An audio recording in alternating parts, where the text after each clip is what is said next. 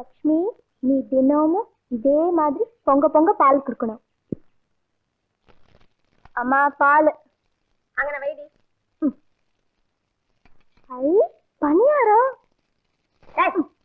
சாமி கூட வச்சிருக்கல, அத போய் எச்சி பண்ண பாக்குறியே. சாமி கும்பிடுற வரைக்கும் பல்ல படக்கூடாது. சாப்பிட்டா என்னம்மா தப்பு?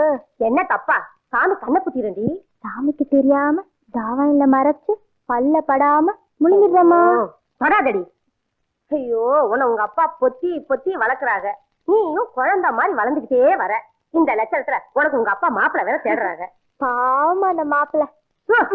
கையை வாய் வச்சுட்டு சும்மா இரண்டி.